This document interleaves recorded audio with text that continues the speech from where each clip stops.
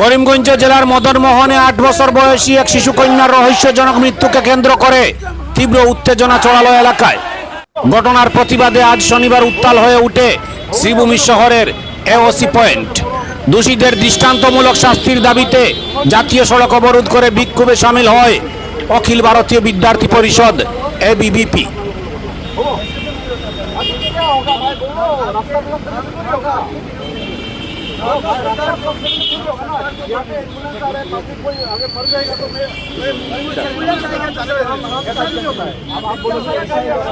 মদনমোহন এলাকায় ওই শিশু কন্যার রহস্যজনক মৃত্যুর ঘটনায় ক্ষোভে ফুঁসছে স্থানীয় জনতা। আজ ঘটনার সুষ্ঠু ও নিরপেক্ষ তদন্তের দাবিতে শ্রীভূমির এওসি পয়েন্টে পথ অবরোধ করেন এবিভিপির জেলা শাখার সদস্যরা। ব্যাহত হয় যান চলাচল। বিক্ষোভকারীদের দাবি, ঘটনার আসল সত্য অবিলম্বে সামনে আনতে হবে এবং দোষীদের চিহ্নিত করে আইনের আওতায় এনে কঠোরতম শাস্তি দিতে হবে।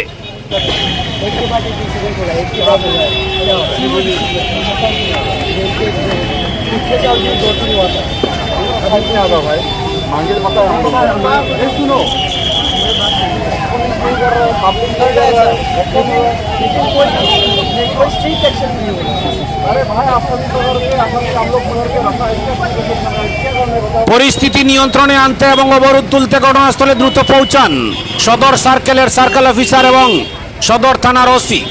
তারা আন্দোলনকারীদের সাথে কথা বলেন এবং ঘটনার সুষ্ঠু তদন্তের আশ্বাস দেন। পুলিশ প্রশাসন এই ঘটনার পেছনে কি রহস্য রয়েছে তা খতিয়ে দেখার আশ্বাস দিয়েছে।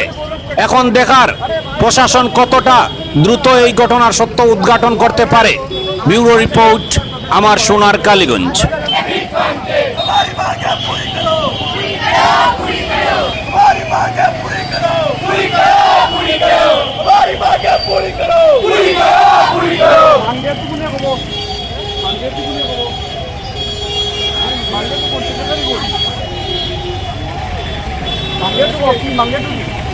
ABVP long live! Long live! Long live! ABVP long live! Long live! Long live! आवाज दो! एक हो! आवाज दो! एक हो! Student power! Student power! শহরে কয়েকদিন পর পর যে দর্শনের বিষয়টা উঠে আসছে। তো কয়েকদিন আগে আমাদের মদনমোহন এলাকায় একজন 8 বছরের শিশুকে দর্শন করে হত্যা করা হয়েছে। তারপর আমরা দেখছি দুর্লভছড়ায় একটা মেয়েকে ধরে অপহরণ করার চেষ্টা হয়েছে। সেখানে মানুষ ছিল বলে ওই আমাদের বোনটা বেঁচে গেছে। তো এইসব আর কতদিন? আজকে ওদের সাথে হচ্ছে, কালকে আমাদের সাথে হবে। আমাদের মা বোন মানে কি সেভ আছে? তো এই বিষয় নিয়ে আমরা প্রোটেস্ট করছি, যাতে দোষীদের দৃষ্টান্তমূলক শাস্তি হয় এবং আগামী দিনে যাতে এরকম ঘটনা থেকে মানুষ বিরত থাকে, যাতে ভয় পায় এরকম ঘটনা করার আগে যেন 10 বার ভাবে যে এরকম করলে আমার কি হবে।